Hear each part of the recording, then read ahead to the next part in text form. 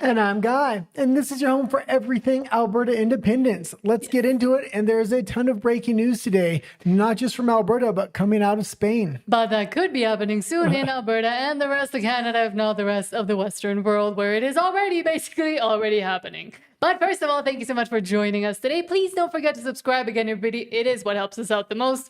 Also, we try to read most, if not all, of your comments live after each segment. However, we do pause the whole show and prioritize super chats. Those also really help us out as well. And we have memberships. Thank you to all our members. Absolutely. And I don't think we have any comments today, so we can get right into breaking news. Just maybe. Yours saying hello. But yes, let's get into breaking news. Extra, extra, read all about it. Extra, extra, read all about it. And let's start with this, something a little bit more local. The real Mr. Bench says, quote, Mark Carney and Danielle Smith were holding a press conference in Alberta. Then Red Deer Mayor Cindy Jeffries noticed nobody had scheduled the land acknowledgement. Unacceptable. She inserted one anyway. Canada may be falling apart, but the ceremonial guild ritual must go on. Yeah. Apologies for not having one ourselves either. And it's not so much breaking news, but I figured we'd start with a land acknowledgement. And it's not just Mark Carney doing it, but they're making sure they get it in. And Danielle Smith, I mean, she's just going right along with the program here, not just with land acknowledgements, but with trading away sovereignty for fake pipeline contracts with MOUs that literally sign away the economic sovereignty of Alberta. Probably a very juicy future within the more federal side of both Ottawa and the Conservatives. Sure that a land acknowledgement has been planned, but I do have one to offer. As part of our commitment to reconciliation, we acknowledge that Red Deer is situated on the traditional and current lands of Treaty 6 First Nations, the Nahayek, Cree, Dene, Blackfoot, Saulteaux, and Dakota Sioux, and Treaty 7 First Nations, the Blackfoot Confederacy, Kainai, Piikani, Siksika, as well as a Tsuut'ina Nation and Stoney Nakoda First Nation, and the Métis ancestral lands represented by the Otipemisiwak, Red Deer District 3. We are fortunate to connect on these lands today and express our gratitude for the many Indigenous people who have marked this land before us. Sure that a land... She can't even say that more than half of them. This is about guilt and shame. This is how they plan to take private property rights away from both sides, from a provincial and international level through UNDRIP laws and the UN, and then the 30 by 30 program coming in on the other side with Mark Carney. We need to put a stop to these land acknowledgements. When Alberta gets its independence, no more specialty groups and classes, period. Albertans have woken up to this. But it's also not like we haven't seen the effects of doing all this. I was just telling you behind the scenes that when I first arrived in Canada is when all of this kind of started taking shape and started being instituted more into not just universities, but also any public event within the city of Vancouver and outside. That's when they started doing them. That was more than 15 years ago. And we see now what's going on with British Columbia and the actual plan that takes shape once you realize what acknowledging that you're on a land that you stole means. Well, and the Conservatives have to know by this point, everybody's going to clip this. If you have a land acknowledgement before your Conservative convention, like you did, we're going to clip it. Mm-hmm. Danielle Smith wants to meet with Premier Carney about the future of Alberta, and they want to start like that. We're going to clip it every single time. Exactly. Because again, it shows either the two-facedness or the actual plan behind what they're saying they don't want to do and don't want to happen. Mm-hmm. But next, and unfortunately, an update that we did get yesterday, but just to reiterate it, Marty up north says, unfortunately, it's a sad ending. The police found his body in a culvert, and this was a missing child, Parker, that was missing and now has been unfortunately found deceased. Yeah, a sad ending, and we just want to say rest in peace, and our sympathies go out to his family as well. Strong. But wanted to give that update because one of our subscribers let us know. But then next, on a more global, literally basis, what's happening today and yesterday in Spain is also insane. And again, a dire warning, I would say, for anybody living in any Western country that has continued to impose and implement this kind of retardation. But we do have to realize what's happening here. Spain is part of the EU. This looks intentional to me. Millions of migrants just don't show up all storming the coast at once. We know what happened in the United States. NGOs set up an intricate network within Central and South America, going all the way up through Mexico, literally giving places to stay, water, food, so they can make it up to the U.S. border. I would have to suspect something similar is going on here. a lot of people might not know Pedro Sanchez, but he is the president of Spain. Basically, he's a far leftist. He recently gave, I think, almost 1 million migrants citizenship. Once they get citizenship, they're now part of the EU. If Canada becomes part of the EU, you can see a lot of these immigrants wind up on Canadian shores. If you don't know at all what we're talking about, in the small beach town of Ceuta in Spain, today or yesterday, about 20,000 Moroccan military-aged men just descended upon the shores of a scene out of World War Z, and a lot of, obviously, citizens are completely enraged, people within the city. Everybody around Europe is also seeing this as an essential warning as what's to come to their own cities and their own small towns.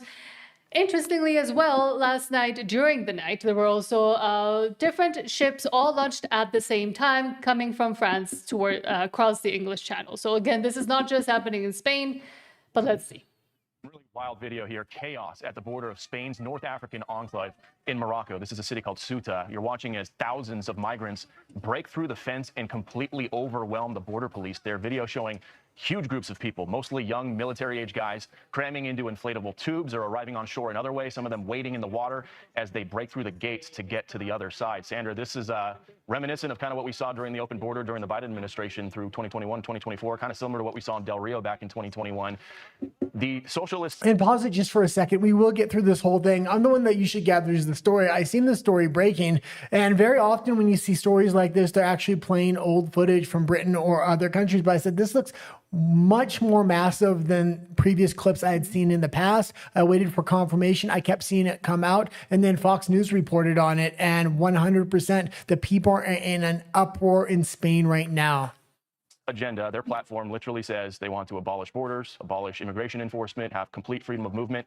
This is what it looks like in another country if they get what they want. Notice there is no resistance from the government whatsoever. These people are coming in without any obstruction. And if people don't know, Spain has a very left-wing government. Earlier this year, they did a big amnesty program for over 1 million illegal immigrants living in the country. They had 1.3 million illegal immigrants apply for that amnesty program between April and June. So that's what we call a pull factor, Sandra. They're looking for something like that. They know if they can just get their foot in the country, maybe someday that left-wing government will do another amnesty program. And you were just reading some of the wires. The locals want an emergency declaration. It sounds like the ministry saying no, and they will not deploy military to the border. Apparently, they don't think this is I mean, look at this. This is a total free-for-all. It does feel like we are looking at a few years ago when you were reporting at the border here in the United States. This is happening right now. This story is breaking right now, and you're not just talking about hundreds, thousands of migrants are pouring. Okay, and we can leave it there, and we'll get back into the story later when we get into Alberta and the world. We have one more update, but approximately, again, about 20,000 mostly military-aged men, but we were also seeing there, even there in the video and the images, that they don't seem like the typical refugee from a war-torn country that's starving, etc., etc. So it is a very different demographic as well. And there at the end, they were mentioning that they wanted the citizens themselves, and I continue to see it, again, because I speak Spanish, I'm from Mexico, I keep seeing a lot of updates on this story, and a lot of the citizens, even those that call themselves patriots in Spain, are now asking for a state of emergency, which is also for me a little bit insane that the government has gotten to the Spanish government, the socialist government has gotten citizens to the point where they themselves are asking for a state of emergency and for the military to come in.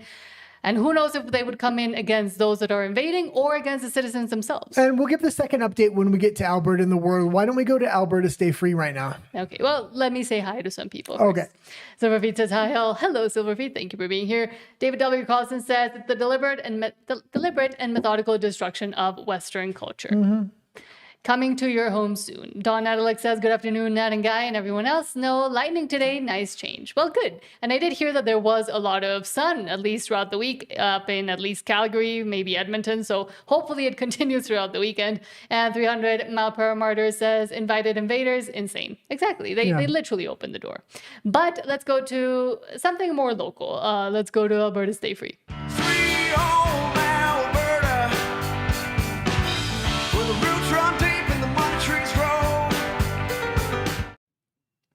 And let's start with more from that meeting. Matt says, This quote, was the press conference. This conference. happened yesterday, but there were a few things I wanted to point out. I got a chance to really watch the entire thing now, and there was just some ridiculous moments. It seems like Danielle Smith wants more immigration. What's going on in Spain? Maybe she wants something similar to happen in Alberta. This is ridiculous. And you have to think, with the hard immigration policies of the Trump administration, many immigrants are going to be flooding into Canada through the American border. Yes, Matt says, quote, Danielle Smith wants to be able to scale up from current immigration levels. She laments that Alberta only has 6,400 permanent residency spaces against 40,000 applicants. And yet she's also within this non-binding referendum that is coming on October 19th. She's also asking questions regarding immigration. So why the two-facedness once again? Well, we know what the two-facedness is about, and she wants to get as many citizens to get the population numbers up so it gives Alberta more political power, but it's just not worth it at this point. What we really need at this point is independence so we can improve the lives of individual citizens rather than packing in as many people into Alberta as we can so we can get some false sense of security through some more political power, which we're not going to really be able to do anything with. To offer them permanent residency. At the moment, we only have 6,400 spots. I think we've got 40,000 people who have sought permanent residency from us. And so that's why I think we need a bit of a better balance. Quebec is able to choose about 45,000 of their permanent residents through a different program. And so if you're looking at the scale, we think that we need to be able to have more autonomy to do that. And then that would allow us to address some of the pressures that we're hearing about in the news and also make sure that those who go through those programs with a hope of getting permanent residency, as long as we can identify a pathway where there's a job that is one that cannot be filled by an Alberta worker, then I think that we can work with the federal government to find more opportunities for us to make those choices, to offer them permanent residency. Is it just me, or if you notice Mark Carney there in the background, almost nodding and doing the weird head shakes that, what's her face? We watched her yesterday used to do. Oh, what's Christina her name? Freeland? Chrystia Freeland. When she used to stand behind Trudeau, she would be going like this the whole time. He was doing something very similar, almost like he knew what she was supposed to say.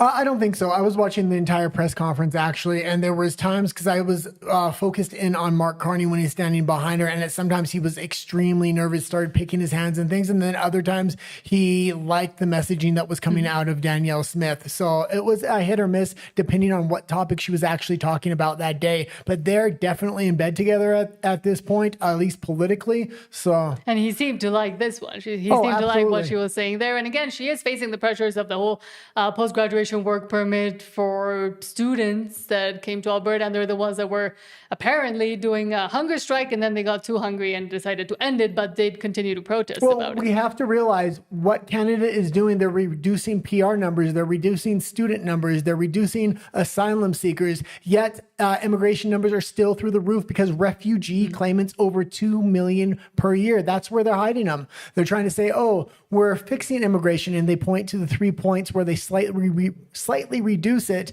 thinking nobody's going to pay attention to refugee claimants, and refugee claimants are going to be a huge suck on the economy. Mm-hmm.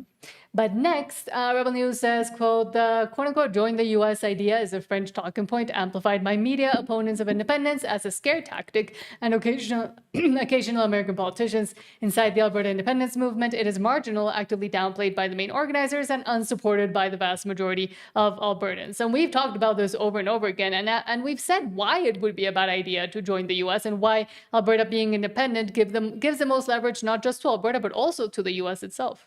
Yeah, and it's important to talk about why we don't want to be part of the U.S. Not that it's necessarily a bad idea, but what I will say is we don't want to be the 51st state. We want to be our own independent and free nation. The United States, every 4 or 8 years, you're having the Democrats try to undo everything the Republicans did. We in Alberta have voted conservative for the last 93 years, almost consecutively, and that really is something we can build a foundation on going forward. So we don't want to be part of a country necessarily that has a good constitution, but it seems like every 4 or 8 years, the other side is trying to undo what has been done. Mm-hmm. And aside from that, I mean, having the opportunity, the historic opportunity to actually build a new nation and forge a new nation and a path forward and away from the mirror image that Canada would continue to become to Alberta is also something that doesn't happen that easily within generations. So that is also a great opportunity to be able to see, for example, having a constitutional convention and seeing what conventions work best.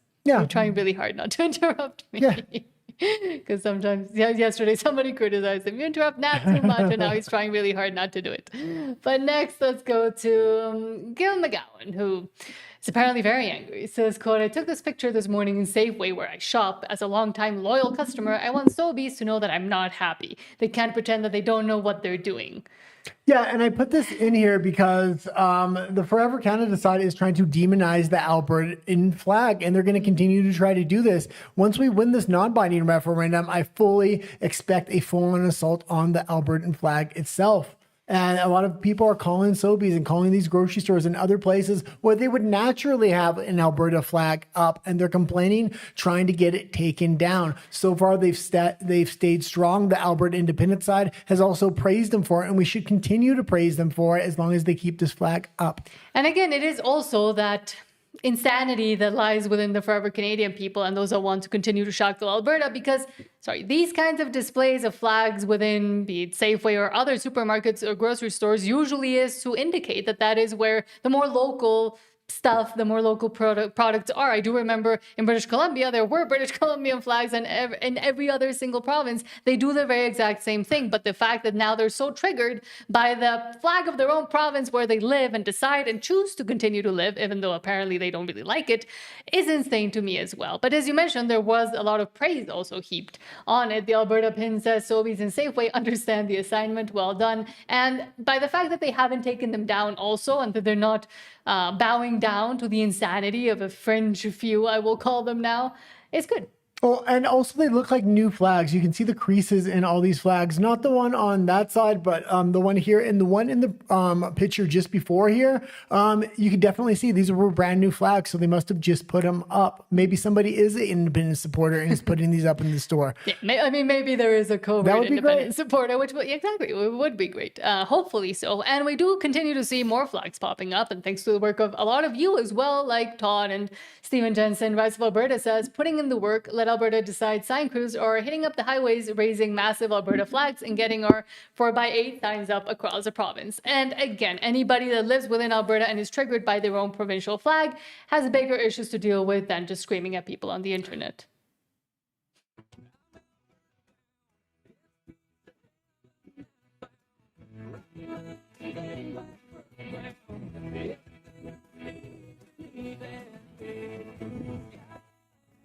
Okay, and you can leave it there. And we were showing yesterday there are different organizations that are not only giving out flags, but you can donate for billboards. They're currently looking for people that have places that we can throw up these billboards or these very large signs as well as very large flags. So if you're somebody that is an Alberta independent supporter and has land that's visible from a road, that would be absolutely fantastic. Yes.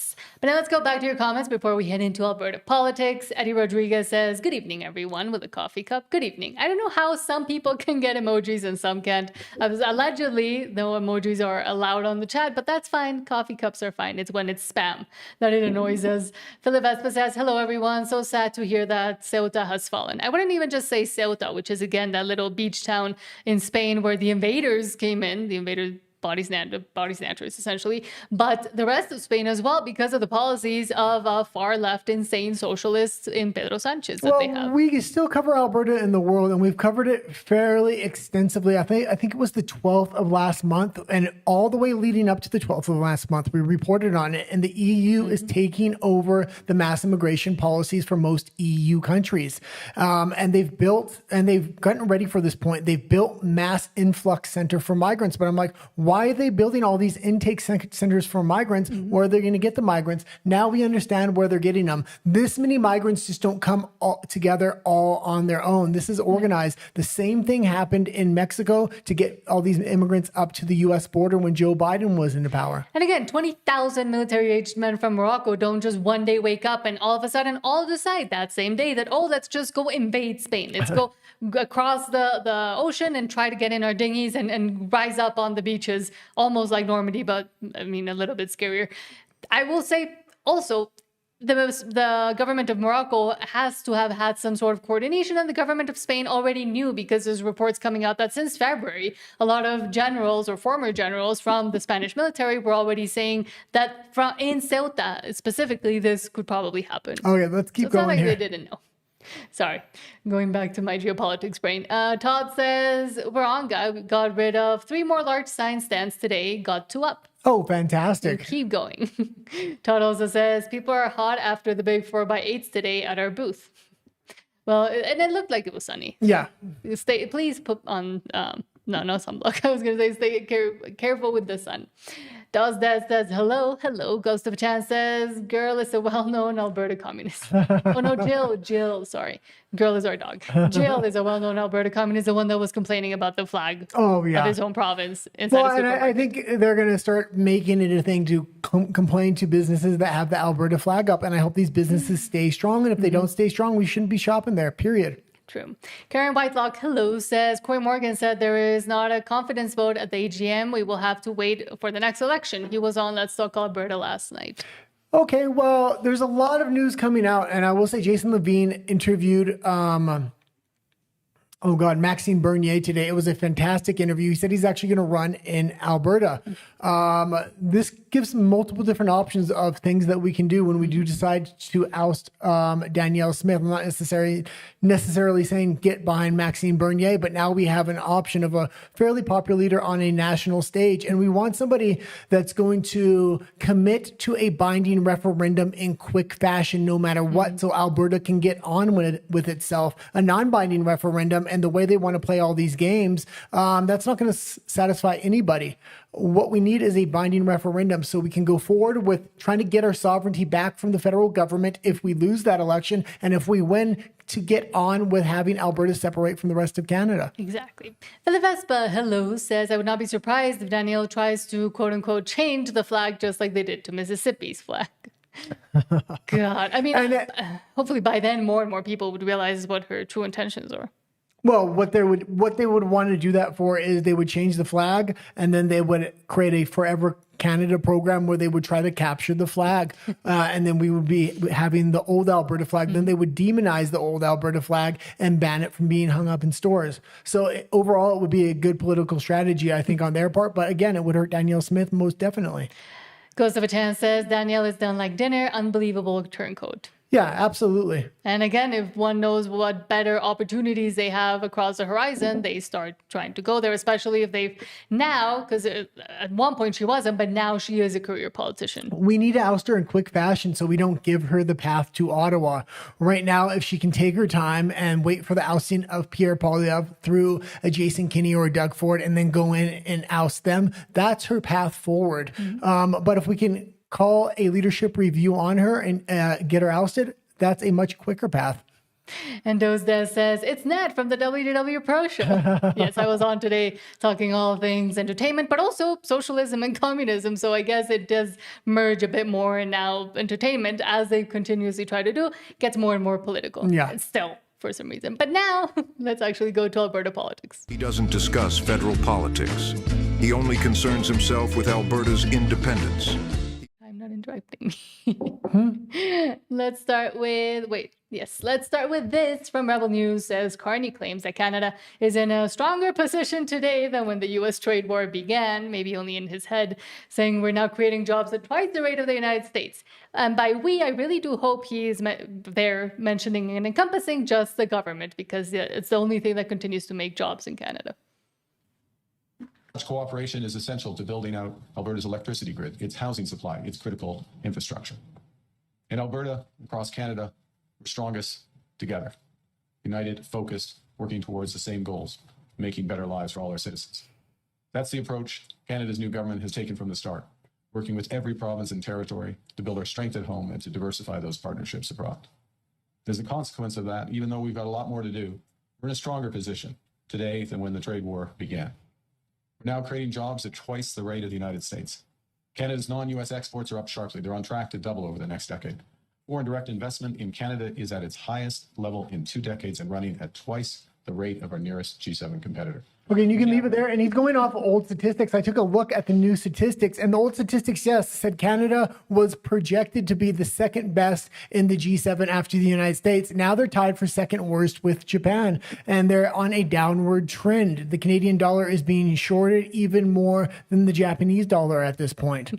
I mean, nobody's believing these lies. The only one that's going to create jobs is Mark Carney through communism as he nationalizes natural resource sectors and other sectors by giving out loans and taking control of those companies by taking percentages of them. And while he's at that, digitalizing it as well, as we've talked before, that was also announced that for trade jobs, now they want a digital ID and starting with those. But again, I think Carney should just be a stand-up comedian at this point. Ryan Gertison says, quote, Carney today, when you laugh while saying we're working to make the lives of our citizens better, you are quite obviously lying. To top it off, he also touches his face. And he's always had a tick when he lies that he touches his face. And a lot of people have pointed this out at this point, but he can't even hold his laughter back anymore. He's completely taking advantage of the Canadian citizens. You know, I just really want to hammer this point home. We're working to make the lives of our citizens better, right? Whether it's where they live, the schools they go to, the healthcare they receive, the opportunities they have in the province and around the world. You know, I just really want. Again, stand-up comedian, essentially. Oh, you can play it one more time, actually. Oops. Oh, I hit the microphone. Sorry. I want to hammer this point home. We're working to make the lives of our citizens better, right? Whether it's where they live, the schools they go to, the healthcare they receive. Okay, and you can leave it there, and you can see he just can't hold it back. He knows he's implementing the globalist plan, and none of this is true. Mm-hmm. And again, he doesn't want to do any of those things, and he's already proved it. He's already showed us continuously that that's not what he's trying to do in any of the things he mentioned. Schooling, housing, health, they're all going down. Hopefully like he will.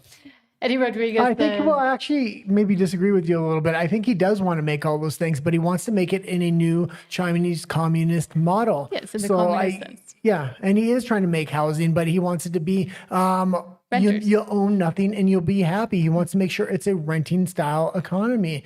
He's completely trying to decouple from the foundation that the West was built on. And controlled by the government, again, in the communist utopia that he has planned.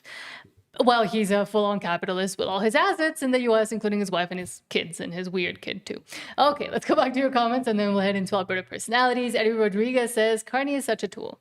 Yes. Yeah. Fully agree. Philip Espa says, I would hope that Cory Morgan gets on board with ousting her at the AGM. Danielle needs to get a reckoning as fast as possible. Yeah, absolutely. And we need to figure out a game plan. Somebody sent me an email and people are starting to brainstorm on exactly how we're going to oust Danielle Smith, who's going to be in there. They were talking about Maxime Bernier. I guess they had heard the rumor even before he interviewed on Jason Levine. Jason Levine, that's the first time I had heard the rumor that Bernier is going to run in Alberta. But not only Bernier, using other politicians and having a Take Alberta Back campaign, meaning we need to fight for a binding referendum attempting to take Alberta's independence. But if that fails, we need to make sure we have politicians in place that all the way through that process are going to be fighting to take Alberta's sovereignty back. And if the binding referendum does fail, then we would continue to take Alberta's sovereignty back in the harshest possible way, not making compromises with the federal government, giving up our economic sovereignty for other pieces of sovereignty or things like that. And also continuing to support those, hopefully not politicians, but those people that do say that their main goal is, like they do in Quebec, to see an free and independent Alberta, and not just two-stepping and maybe, yes, it might be a good idea, kind of like what Danielle Smith has been trying to do. Yeah, we need somebody that's just going to say no to immigration and see what's the maximum power we have for that as a province. Maximize our power as a province through the legislation. Figure out what exactly we can and can't do. And if we gave any sovereignty away, make sure we're getting it back and really go to war with the government leading up to that binding referendum to make the government take the opposite stance, to show the people the federal government does not want us to have any type of sovereignty. Right now, they're playing footsies with Danielle Smith, like, oh, you already have sovereignty, you have everything. Smith is happy, the federal government's happy, we want more immigration, we want more of this, we want more of that. No, we need somebody that's going to take the hard stances, take Alberta back, get our sovereignty back while we fight for our independence, period. Ghost of a Chance says, first tell the wee sprite, Carney, touches his face when he's about to lie. Way too easy. Yeah. And he touches his face a lot. And oh God, who was that kept pointing that out? Moose on the Loose has been pointing that out for almost a year, almost a year now.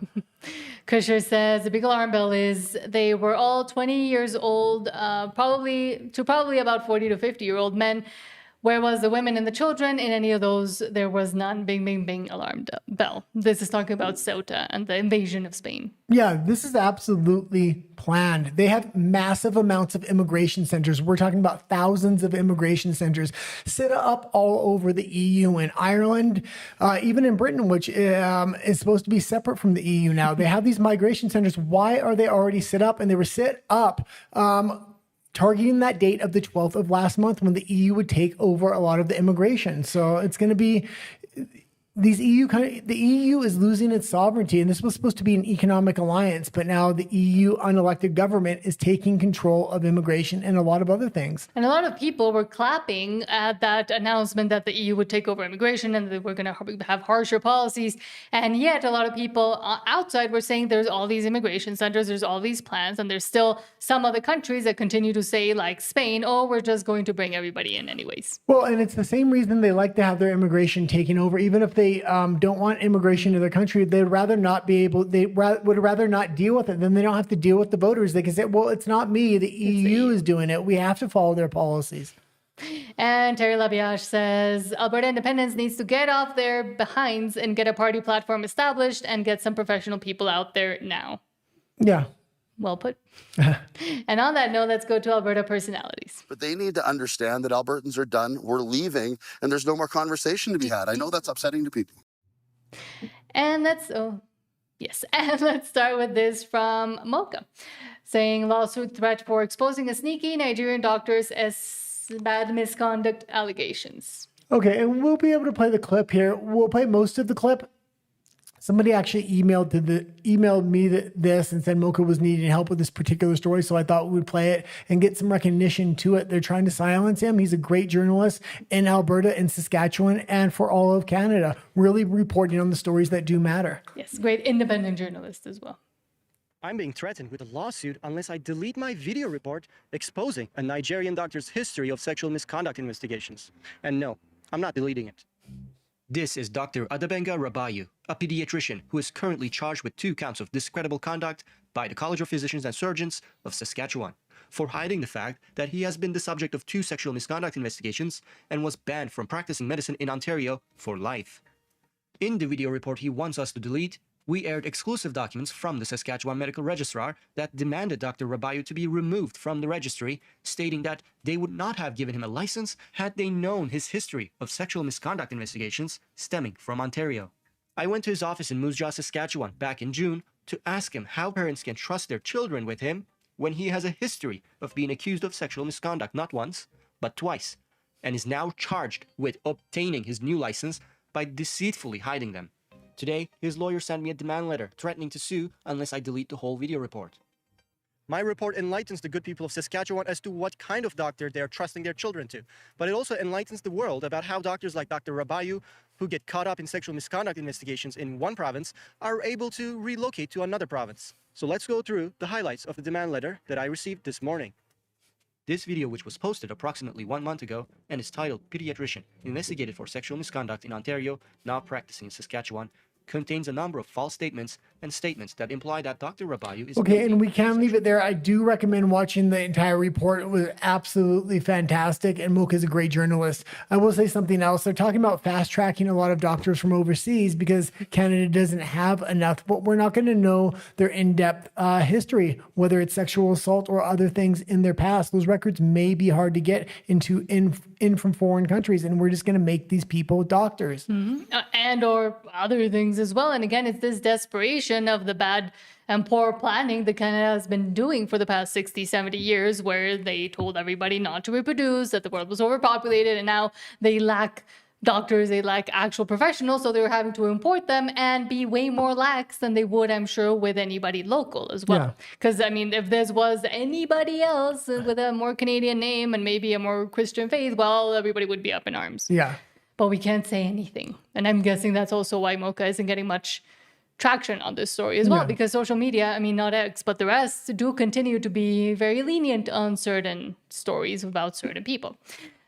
Speaking about certain people, well, the retard strikes back. And this is Doug Ford. I talked to both Democrat and Republicans. I have yet to meet a Republican and started that over, agrees please. I talked to both Democrat and Republicans. I have yet to meet a Republican that agrees with President Trump's strategy of going after his closest friends and allies. This does not work. You can't unscramble an egg that's been around for generations. You have to make the omelet larger, and everyone's going to benefit. There'll be more jobs, more security, and both countries are going to thrive like they've never seen before. I talked to both them. Yeah, this is ridiculous. Even Canadian content creators, we're not the only ones anymore. I'm seeing quite a few that have looked into the history of how Canada has taken advantage of the United States because Canada was a globalist country, and many former U.S. presidents were globalist as well. They just went along with their program and they let Canada use them. And Trump woke up to that and said, no more. We're going to unscramble this egg. And I think he's going to do it. Otherwise, Canada is going to fail to even be an egg anymore. Also, Doug Ford doesn't need any more bigger omelets like he was talking about. I'm sure he was hungry. But lastly, National Post says Liberals adjourn committee without voting on Conservative motion to look into Gordie Howe Bridge deal because it's too embarrassing for them. Well, and the Conservatives just don't have any power anymore for the next 3 years. And it's a sad place because there really is no opposition party at this point. And the few Conservatives that are left, it seems like half of them are breaking off, starting to get their elbows up and starting to get in bed with the Liberal Party. So we have to protect Canada. We're against Alberta independence. Hell, Pierre Poilievre and Danielle Smith could have had so much leverage over the federal government and really rallied Conservatives behind them because what Alberta is saying, a lot of other Conservatives across Canada are saying, including in the Western provinces, this could have been the war cry for the Conservative Party there. And they could have fought to open up the Constitution and things like that. Even if they would have failed, at least it would have looked like they had some fight in them. Right now, they just look like a bunch of eunuchs for the next 3 years. And they are also literally losing the fight by having a lot of the people that would have voted Conservative already leave Canada. Again, 470 odd people, 1,000 people have left Canada since 2023. Yeah. And most of them, I'm guessing, is because of the policies, because there's no opportunities, because they want to be either entrepreneurs or have small or medium businesses or bigger businesses. And they're saying Canada is insane and we can't actually, they've noticed already, so they left. Well, do you want to do simple things like get an investigation on a Gordie Howe Bridge? We want to see the contracts, and they keep shutting down the cameras in these other meetings. You can't even get simple things done because Carney has this majority government now. And who helped him get that? And what are they telling you? Vote harder, wait 3 more years, vote for Poilievre again after millions of Conservatives, or at least hundreds of thousands, will have left the country by that point. You will not have a critical mass of individuals in order to get a Conservative victory. Alberta has that, and we can break free from this system. But also the full-on mask-off moment, in my opinion, was Pierre Poilievre saying the whole, oh, I'm not in support of Alberta independence, and essentially making it clear that he desires more the power of being able to do something and all the changes he wants to do than the principles he says he stands by. The uniparty is an obvious effect here. Poilievre just didn't stand against Alberta. He said, oh, I'm not running in Alberta anymore. I got what I needed from them. Now I'm going to go over here. Danielle Smith, who used to be a populist for the people, is no longer that, instantly going over to the other side. Conservatives en masse getting their elbows up. Now there is a contingent of Conservatives left and good content creators online that are calling this garbage out, calling this elbows up stuff, this fight against the United States out. Alberta wants tariff-free trade with the United States. We want to be friends with our closest allies, not enemies, and we don't want our elbows up. And again, we've already seen what happens when the Conservative, allegedly, party loses and starts veering more and more towards the left and into agreement just to be able to get some sort of modicum of power in the UK. I mean, the Tories essentially just became the Liberals as well, part of them. Yeah, we need somebody in Alberta that's not going to liberalize themselves. Danielle Smith is obviously doing that at this point. And I know a lot of people in Alberta, because after we interviewed Maxime Bernier, we got a lot of pushback on it. But I said, you know what? He hasn't changed his platform, and he's consistently lost, but he's maintained that platform and he hasn't moved it. And there's something to be said about that. And we don't necessarily need somebody that's going to have these wins for these pipelines that's going to give away our sovereignty and bring in more immigrants so we can project these as wins. We need somebody that's going to stand the ground, say we want a binding referendum, and we're going to take back our sovereignty in the process. Maybe Maxime Bernier is that. He has a little bit of a track record, or maybe it's somebody else. And we have to get a group, a coalition of politicians together to fight for for these things, because leading up to that binding referendum, we do not want somebody like Danielle Smith in office that's just going to cooperate and make everything look hunky-dory for the non-politically engaged voters of Alberta. We want somebody that's going to literally push the buttons of the federal government and make them take stances that are going to push people towards independence on that binding referendum. We need to go after Danielle Smith, and we need to go after her as soon as possible. Goes of a chance says, some guy dung, meaning Doug Ford. Goes of a chance also says, conservative is an oxymoron in Canada. It's a rare breed.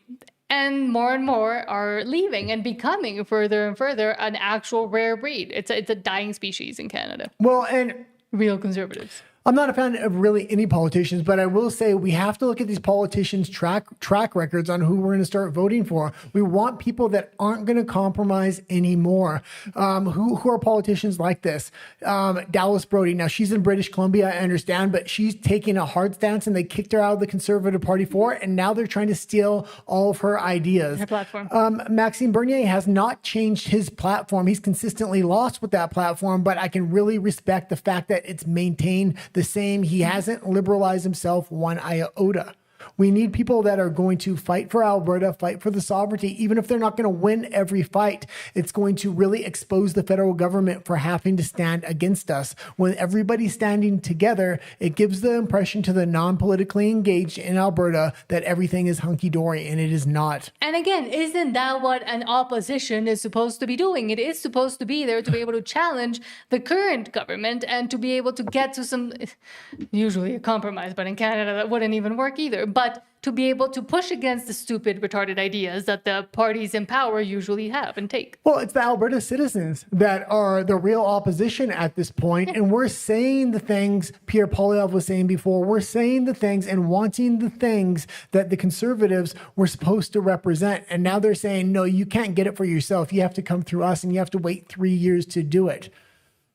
Philip Vespa says, these Federalist Conservatives don't realize we have no leverage and desperately need a deal. Elbows Up has infected their members of parliament, and I will never vote for them again. Yeah, and the great replacement theory is working in Canada. And I'm not talking about white people being replaced or something like this. I'm talking about voting demographics being replaced. Conservatives are being pushed out of the country in mass, and new waves of mass immigrants are being brought in, indoctrinated, and they don't speak well English, and they want to be good citizens, so they vote Liberal. And this is how you have the replacement of your traditional voter blocks. And by the time more people realize that maybe what they voted for, what they were advocating for, isn't such a good idea or isn't benefiting them as citizens of the country, it's too late to form that mass of people to actually create the change. Exactly. And I've been watching the Western Standard. I like the Western Standard a lot, but they keep saying, well, I don't understand how Mark Carney's polling still stays so hard or so high and how it keeps going up or maintaining the same. How does he have historic levels of support? They're replacing the voter blocks, literally. Most of the Conservatives that would be hard against what's happening with Carney and would even be brave enough to, on a survey, say, no, I don't support him or I don't like Mark Carney, have left. So they're not answering their phones anymore because they're not in Canada anymore. I include us as a part of those. Goes of a chance says, complete and total free trade with the Americans. Yeah, and people seem to forget when Trump first started talking about trade with Canada, he said, let's just take down all the tariffs on both sides and let's just have open and free trade. And Canada said, no. Now, they didn't exactly say why, because they want to protect their monopolies, but Alberta's fully open for that. That's exactly what we want. We even want to temporarily adopt the American dollar because we definitely don't want to be in the Canadian dollar system because that's about to fall off a cliff. And again, there's already been a pipeline approved, multiple pipelines approved between Alberta and the U.S. But and that's another thing. If we can oust Danielle Smith and get somebody in there that's actually going to push for a binding referendum, we can hopefully try to put deals together with the U.S. for the two pipelines that have been offered. And let's have that premier attempt legally to cut out the federal government and deal directly with the U.S. and make the federal Canadian government take a stance on this. Well, why can't we do this? And let's get this in the news. Even if we fail at that, it's going to be an exposing moment for who the federal government really is and what they are and aren't going to allow provinces to do with their sovereignty. But now, speaking of, let's go to Alberta's Canada. I'm angry. I've had enough of these people. let's start with this guy. CTV News says the breaking exclusive: the former NDP leader Jagmeet Singh being considered for Destination Canada's top job. And this is the tourist division of the federal government. This is a high-paying job. God, I had the numbers for exactly how much he was getting paid, but it's hundreds upon hundreds of thousands of dollars. He's failing up. This is his reward for serving the Liberal Party of Canada. The NDP was connected at the hip with the Liberals for so long. But also, who is he going to be propagandizing to come visit Canada that might already be visiting Canada, maybe a little bit too much? Well, Jagmeet Singh would be the perfect person to bring over mass influxes of Indians, which they're already planning to do. Mark Carney is trying to put that in the trade deal. I forgot the numbers, but there's also, I don't know, we'll bring it in tomorrow, but during the World Cup, there were a bunch of tourists that came in to Canada under a tourist visa and now have made refugee claims. And now they're having those claims processed. I forget it was in the thousands, but again, it's through tourism and giving them tourism visas as well that they're now able to stay within the country and make those refugee claims. Well, and you knew this was going to happen. And why did we know this was going to happen? Because we reported on a story that I remember that they said, oh, the Canadian government is being really strict on who they let in during FIFA because they don't want people declaring refugee status. Nobody was talking about that. And you knew it was going to happen. And they were trying to put it out there like they were being strict, and they weren't. And again, yes, they're saying they're reducing the number of students, the number of PRs, but they're increasing the number of refugees. So all of these refugee claimants probably will be able to stay safe in Canada. Absolutely. And another thing, like when you see millions of refugees storming the beaches of Spain, and now they're going to get refugee status in Spain, who says they can't hop on a plane to Canada as soon as they land in Canada to declare refugee status here? But let's look at the actual reality of Canada. Ivana DeFazio says, quote, "This is Canada. Her mother struggled in Canada due to high taxes and no support from the government. She moved to Florida where she is thriving and living her life. Unfortunately, this is a common story here in Canada and becoming more and more common as well." I watched my mom give everything to Canada for 24 years and Canada gave her nothing back. Working a job that killed her spirit just to keep food on the table, and my dad was gone for weeks on petroleum boats because that's what it takes for a working class family to survive in Canada. My mom raising 2 kids alone, trapped indoors for 8 months out of the year because Canadian winters are that brutal. I know what helpless feels like because I've lived it. Watching the strongest woman I know slowly suffocate. Then we found the E2 visa and made the move to Florida. My mom didn't just find a job, she found her purpose, built a real business. The community here opened their arms from day one. Real warmth, not Canadian polite, actual caring. She works because she wants to, not because she has to. Keeps what she earns instead of watching it disappear to taxes. I want to make this very clear that this isn't betrayal. It's what happens when you align your environment with your ambition. I'm so proud of my mom. She finally got the life she deserved all along. And a lot of people that are moving away, primarily to the United States and Mexico, are telling these stories, and more conservatives are hearing these, and they're leaving Canada en masse again. And Carney is just bringing in new voter blocks on a daily basis. And this is how he's able to maintain these high numbers. And also realizing that because of the high cost of living and the nothing being done about it in Canada, and it just getting worse and worse, and now the Canadian dollar is about to collapse, a lot of people don't realize that live within Canada and don't maybe go out too much, or can't go out of the country too much, don't realize that working 2-3 jobs at the same time and not having any, like if you have a day off, you shouldn't be having a day off because that means you're not working hard enough and you'll probably not have enough to pay both your rent and maybe your electricity bill the next month. That's not normal. And people have kind of forgotten about that, especially the young people as well. When I would say how much you and I were working when we were trying to leave, people here in Mexico would call me crazy and would say, you're working too much. Who does that? And it's like, that's become the new normal reality of Canadians, and they've gotten too accustomed to it, and they've been allowed to become too accustomed to it as well. Yeah, you have to figure what Mark Carney's strategy is here. He wants to overstep all the lines of conservatives, and he wants to push policies that are going to trigger conservatives. Why? Because the more he can trigger a conservative base to make him feel like it's hopeless because he has a majority government, so he can push through any policies he wants for the next 3 years, the more and the quicker they're going to leave, and he can start bringing in more immigrants to replace that voter bloc. And this is how he's going to maintain his poll numbers, even though I think he's highly unpopular. And people do not like the decisions he's making, but it's very strategic the way he's doing this. Somebody else that was at least half strategic. Let's take a trip down memory lane. James says, quote, while we're heading down the COVID memory lane, let's take a moment to remember Justin Trudeau getting something disgusting over the jibby jab. This was the greatest performance ever delivered by a B-grade infomercial host for Pfizer.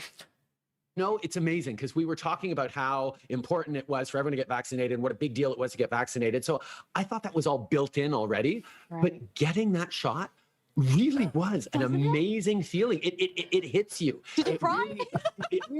I cry at, I cry at movies. I didn't cry at the shot, but it was a moment where you realize, okay, this is it. And it wasn't so much because I felt that I'm at high risk because we're being careful and I'm healthy and I'm young and all that.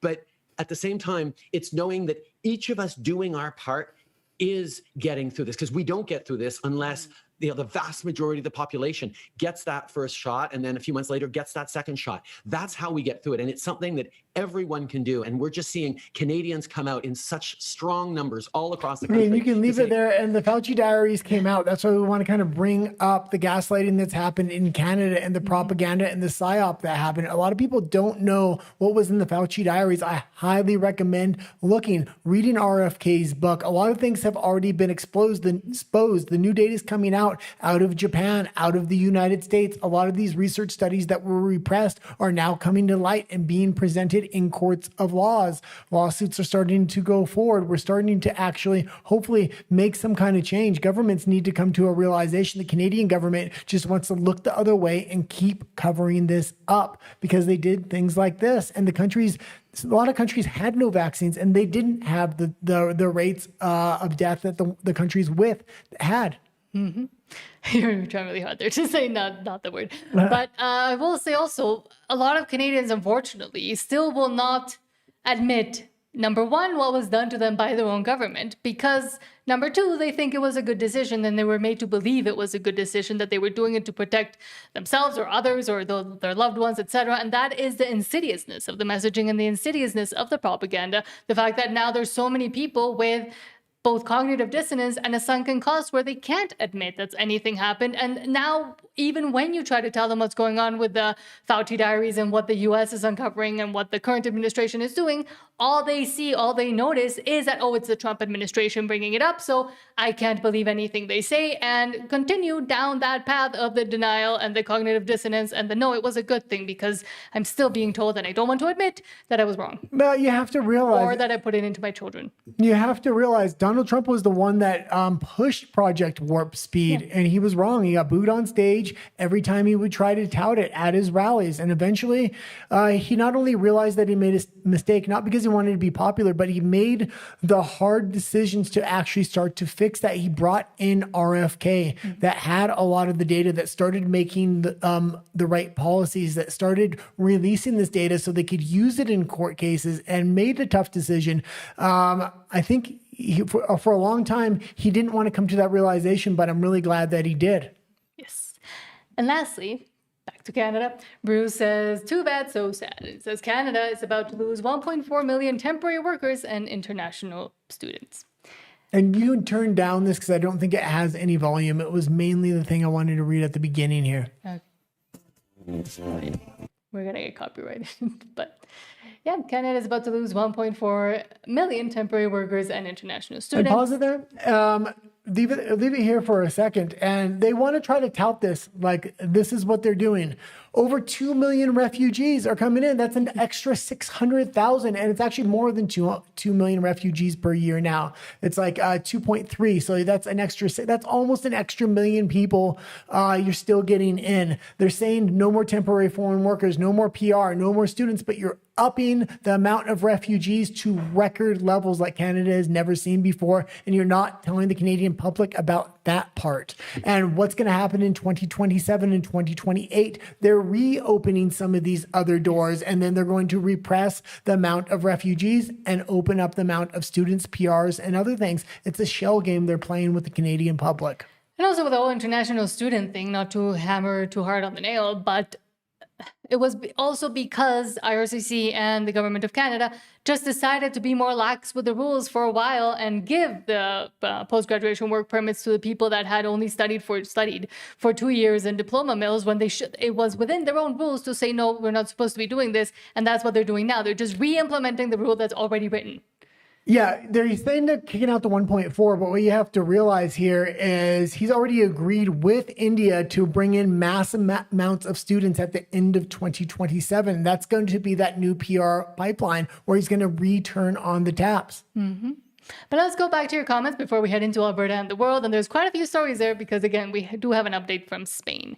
And Yazinski says, Trump is human and has humbled himself, very honorable. And it is hard, especially for today on WDW Pro. Someone mentioned that, who was it? Someone calls the presidents and the people in government the hired help. So I will say, as the hired help, that is very hard for a lot of them to do, a lot of politicians to do that. So yes, and yet he will continue to be propagandized against, especially in Canada. But Carol Wallace says, Socialist Marxist Playbook, Pennsylvania watching. Hello, Pennsylvania. Thank you for being here. And as one of the founders, or the founder of America, I mean, you should know best. Ghost of a Chance says, nice hat, as I'm talking about Jasmeet Singh, yes. God. Phil Vespa says, this World Cup invasion was long in the making. The number that overstayed from that event is much higher than what is claimed. And of course it is, of course. There's a legal invasion happening in Canada. Like you see in the beaches in Spain, that's going on in a very undercover, discreet way in Canada. Through airports. Yeah. And then again. And not just airports. Yeah. We're talking about the U.S. border. People know they're no longer welcome in the U.S. because Trump is kind of trying to get rid of a lot of illegals. And so what are they doing? They're coming to Canada. They know they can get massive amounts of money and funding just by claiming refugee status. We showed the video the other day. Yes. Kusher says, that's the story of a government. You can always fail up as long as you toe the line. Talking about Jagmeet Singh, and oh, what a line he has toed. And I will say, Trump is doing an absolutely fantastic job when you look on a global level.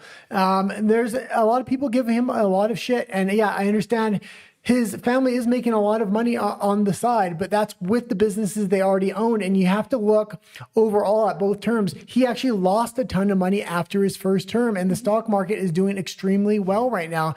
You also have to figure they need to make as much money as they can right now in order to have a war chest, because they are going to be coming after him guns a-blazing so they can make the statement, this will never happen again. Anybody stands up against the globalists, we're going to make an example out of Donald Trump. Also, Trump is trying to make a multi-generational presidential lineage. You have to figure Barron Trump is going to run at some point. It may be a ways off, but there has to be another Trump family member you figure is going to get in there in the meantime as well. Barron Trump the Ent. Because he's very tall. Ghost of a Chance says, great story. I don't know which one you're talking about, but thanks. Fusky the Husky says, the biggest problem in Canada is old stock Canadians, but we have a plan, Justin Trudeau. That's a quote from Justin Trudeau. And oh, what a plan they have. Ghost of a Chance says, millions were ended or horribly mutilated by the jibby jab fact. And we will probably never know the full account and the full numbers, especially in Canada, because they want to hide it for 15 years. Fauci had freaking immunity. He just tell the truth so the public can know, we can get on with it, we can make changes to the system. He doesn't want to do it. They asked him, do you have a folder in front of you? And he played the Fifth Amendment. You're not going to incriminate yourself by saying there's a folder, especially when you have immunity. It was absolutely ridiculous. Over 150 times he pleaded the Fifth. He probably did that because he doesn't want to be, number one, caught in contempt, but maybe if he just continues to plead the Fifth the whole way throughout, he can't be caught in contempt. I don't know. Well, you're not allowed to plead the Fifth when you have immunity. That's the thing. So there might be a way to get him now. And there's also states looking to convict him on things that have happened after as well. Husky the Husky says, pure blood present. Hello. Ghost of a Chance says, I got kicked out of a Boston Pizza. Oh, we got kicked out of a bunch of places for not being jabbed in Canada. Oh, yeah. And when there was, especially with the passport that you needed to have to be able to go into anywhere. Well, we found our way around it, but still. Eventually, I ended up just getting a fake passport. We went into a lot of these restaurants after that point because we were not being allowed in everywhere. And people thought they were amongst their own. So they would talk openly about how they want the unvaccinated to be dead. And this is absolutely ridiculous. If they don't want to get the jab, they should be executed, they were saying, in the restaurants out loud at tables next to us. And this was a common occurrence. This wasn't just once or twice. Philip says, still see people wearing face diapers, even in their own cars. Lockdowns ruined young people's education by delaying it, and older people's health by keeping them inside, and by not allowing them to be visited by family members as well, especially in their last moments, which is incredibly cruel. Well, if you're going to convert a country like Canada and other Western countries to a new political system like communism or something like that, you would have wanted to learn from the data of how far could you push the general public during the jibby jab, because right now we're seeing a hard turn towards communism in almost all Western countries. Free speech is disappearing. Hate speech is on the rise. And yet the lower bit of Latin America is going the exact opposite way, which is a good thing. Fusky the Husky says Canada is Spain in slow motion and more institutionalized, I will also say. I mean, Spain is just doing it now. Canada has been legalizing a lot of these people for decades now. Yeah, I almost think Canada's further advanced. They passed the legislation. They just haven't implemented the precedents on a large scale like they do in the UK with hate speech laws and things like that. The same laws are already passed in Canada, and they're waiting to really push the precedent all at once. And then people are going to realize, the cage is erected around me. There's no way to get out because the Canadian dollar fell off a cliff now. I don't have the finances to get out of the country. Sean says, do they really wish people to be unalive? That's so twisted, and shows you how far you can push people and propagandize them to turn against their fellow citizen. Yeah. Instead of their fellow their politicians, the hired help. Again, I really like that I heard today on the WDW Pro. Philip Vespa says, and then you make them take an experimental substance that has caused health problems for people of all ages. No one should have walked away from those years believing the government is the good guys. And yet a lot of people walked away believing the government was the good guys, was the best guys, essentially. They had their elbows up all the way from the jibby jab era, attempting to make a wall around the government and protect their lives. And they've just continued on. And Fusky the Husky says, they can't have a one world government if countries are strong individually. And that is why they're so scared of Trump. That is why they're so scared of the Shield of the Americas. And a lot of these Latin American countries now gaining essentially their own independence and political independence by electing more right of center, some right-wing candidates. Funnily enough, right after Trump cut off USAID and all the support that the crazy lunatic lefty, the communists, were getting for the past few decades, I would say, in Latin America. And again, that is what scares them. That is what scares them about not having all the trade and countries being able to be self-sustaining, because they can't go after them if they're able to defend themselves. Well, a lot of South American countries also understand the failures of communism. And if there's an economic system that could be viable of capitalism, they'll take a shot at that. And there's a lot of growing room in Central and South American countries. So people will really buy in it and work hard in that system. Trump is trying to design that system right now. There's going to be a lot of bumps and a lot of roadblocks because the globalists are still trying to put up a fight, kicking and screaming. They need to collapse these countries and so they can bring in a new system that people would just accept. And they're going to try to bring in UBI on that back. Universal basic income. And then over on our UMBLE, KP for you, hello, says, still working, trying to keep the noise down for you. LOL. Thank you. And hold on. Mindfixer says, Canada made it's not hate, it's disgust. No kidding, I have long COVID. I didn't took the, yes, okay. Trolling. Sorry. Plus of a Chance says, Jason Chameleon had a lottery for the job here in Alberta. What a solid conservative, eh? Jason Kenney. Yeah. And again, that's part of why he got ousted. Yeah. And again, at least Alberta did have some, but more balls than the rest of Canada, but also did do something when they saw that overreach eventually. We need to start electing in Alberta specifically, whoever's going to replace Danielle Smith and whoever's going to back up that new politician. We need to start electing wrecking balls, people that are going to take our sovereignty back and not play nice about it. I don't need somebody that's going to tippy-toe around the outside of Mark Carney and pitch every deal they get together as doing the people a favor when really they're just trading that sovereignty away. I want to expose the federal government for what it is. It's somebody that's trying to take the sovereignty away from provinces and away from citizens.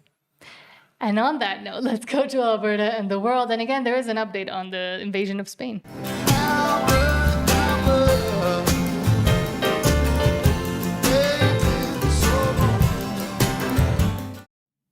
And it's also started pouring rain down here. But let's start with the promised update that I wanted to do at the beginning. Lips of TikTok says, quote, government of Ceuta, Spain declares state of emergency after their border collapsed by their own fault and thousands of men from Morocco poured in. This comes just months after Spain finalized the mass amnesty plan for migrants. This is what mass amnesty does. And I'm not going to play it because it's in Spanish, but let's just look at the demographic makeup of the people of the government of Ceuta as well. And if maybe it was a strategic location picked by not just the government of Morocco, because again, 20,000 military-aged men not all one day wake up and decide to go invade a country. It was fully, I will say, allegedly fully planned by both the government of Spain, who allowed it to happen in the first place, and the government of Morocco and the city that is now saying we need a state of emergency.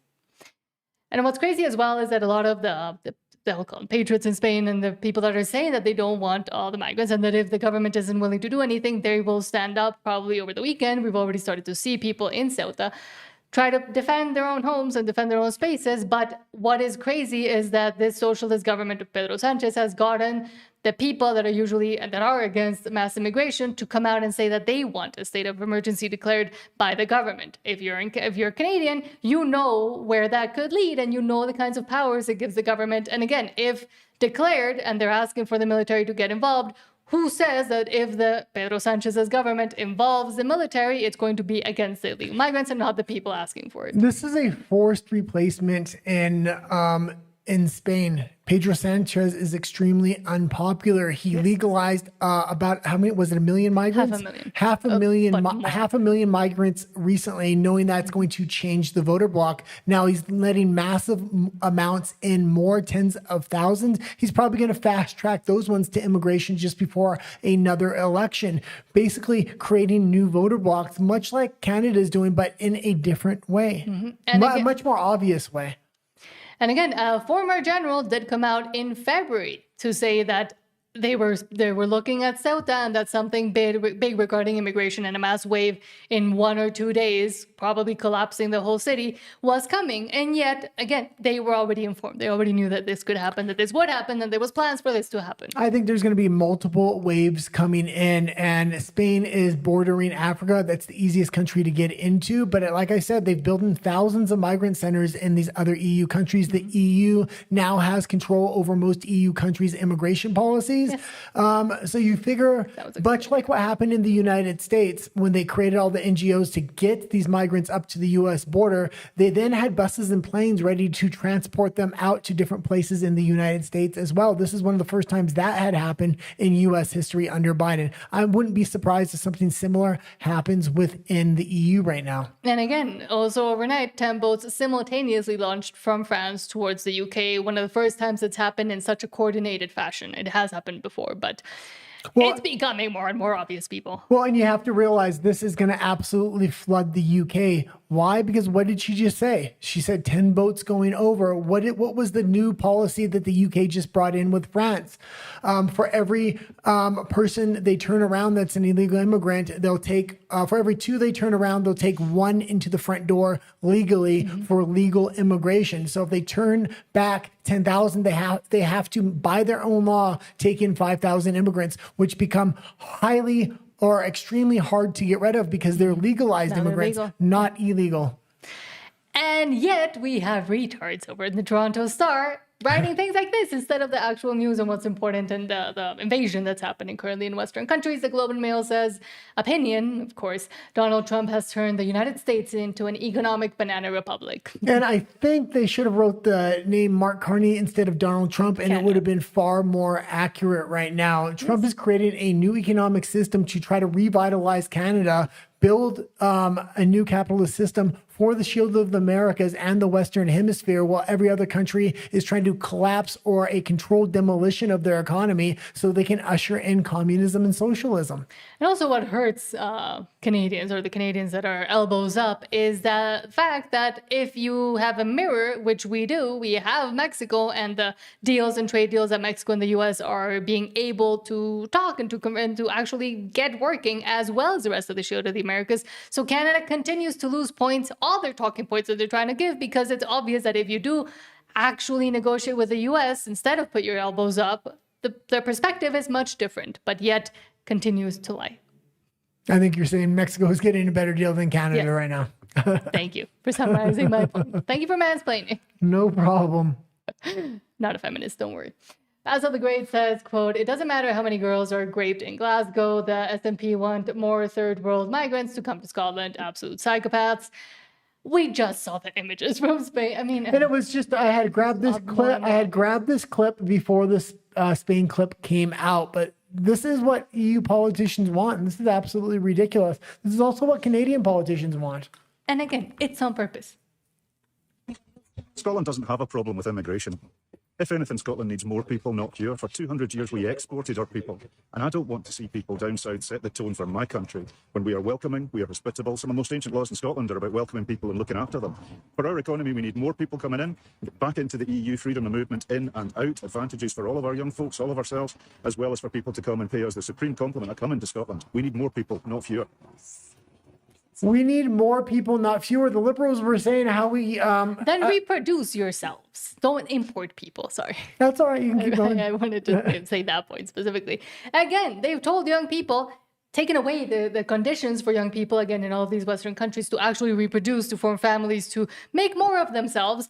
And yet they do want to import people to be able to say, oh, we have a higher GDP now, we have more workers that we can pay less, and not actually encourage the circumstances for that to be viable with your own. Go ahead. I'm fine. So next story. Yeah. Okay. Well, I will say, yeah, he's saying, oh, we need more because the government wants more because that breeds more corruption and it gives the illusion of high GDP. But the higher the GDP, when you're basing that GDP off of mass immigration, the lower GDP per person you have, meaning the lower quality of life you have. Mm-hmm. And now just that last story for contrast, a little bit of contrast of what's happening again in the apparently English and other language speaking countries of the West, and then the rest of Latin America where there is change happening. And again, as soon as USAID stopped, more right of center and right wing candidates started getting elected. They started focusing on safety, security, like Bukele in El Salvador, Milei, although I'm not a big fan. And now they're going after one of the former insane lefties that used to rule Bolivia. Azucena Orestes says Bolivia's public prosecutor's office issued an arrest warrant against former President Evo Morales, again of the ilk of the actual communists within Latin America, accuses him of crimes such as terrorism, armed uprising against the security and sovereignty of the state, in addition to other charges related to the protests and road blockades recorded between May and June. And this is right after the new, more right-wing candidate actually got elected as president. So there is something being done on this side, at least. I mean, I didn't get the story. What's going on? Just explain it in simple terms. They're arresting Evo Morales. Evo Morales was one of the lefty communist presidents that took over Bolivia, as happened in many other Latin American countries. And now the more right-wing candidate that was able to get in is going after him for crimes. Oh, yeah. And they're going after judiciaries in Central and South America as well, because they're filled with communists and socialists. Mm-hmm. And again, they've now learned that, as Bukele usually says, if you don't get rid of the corrupt judges, then you can't actually do anything. Mm-hmm. But now we're seeing a lot of other Latin American countries actually doing something. Yeah. How long until this happens in Europe and or Canada? Very long time. Even the US now, I will say. It's a long time for it to happen. But now let's go back to your comments and then we'll get into RUMBLE. Sean says Spain doesn't need Ceuta, and Spain probably pissed off Morocco over Western Sahara. Sean says, but boy, they really want Gibraltar back. And I think after they opened the border, that Starmer was going to give it to Spain, but was run out of his own Labour Party. Yeah, and again, this is going to hurt the UK probably more than any other country because the deal they made with France. A lot of these immigrants are going to go from Spain to France and then over the strait into the UK. And the UK will stop them, but for every 2 they stop, they have to take 1 in the front door. And this is what they've agreed to with France now. And that's a legal immigrant, somebody that's going to be very hard to get out at that point. And Sean says, aren't all those invaders newly minted citizens of Spain? I mean, by tomorrow, they probably will be, yes. That is the plan that he wanted to do. Sean says, I miss the old Malthusian leftists, the ones that wanted less people. Well, sometimes. Well, and you have to figure the EU is really pushing hard with this Ukrainian-Russia war. They want World War III. They don't have people that are willing to fight. They're going to offer massive people citizenship probably for soldiering. At some point, you have to figure that is going to be the plan. And Sean says, just like Lula in Brazil did Bolsonaro a couple of years ago. Well, different because they invented crimes just because they didn't want Bolsonaro to run. Yeah. And now, I mean, one of his... what is it? It's not a kid. Is it a kid or a cousin? I'm not sure. Now one of them is running and there's nothing they can do about it. They're scared. Ghost of a Chance says, take a jab, 1 in 10 chance of destroying your life. I think it was even lower at one point. Ghost of a Chance says, the mop and bucket. And hold on. Well, and it wasn't just you might lose your life. There's a ton of side effects, not only long COVID, but a ton of other things that are happening to people that did get the chippy jabs. And people are still getting it globally because a lot of governments gaslit their people to such an extreme. They're giving billion-dollar contracts to continue to buy these vaccines, and they're continuing to give it to their population, even though the dangerous side effects are now coming out in mass. Exactly. But now we're heading over to RUMBLE. Before we go there, please don't forget to subscribe here on YouTube. Again, it really does help us out. There are quite a few stories actually that we can't really talk about here on YouTube because they get angry and because they still censor a little bit. So we'll see you over there. There's a 30-second wait screen and then we'll pop up over there. Our username is the same one as here. Let's get ready to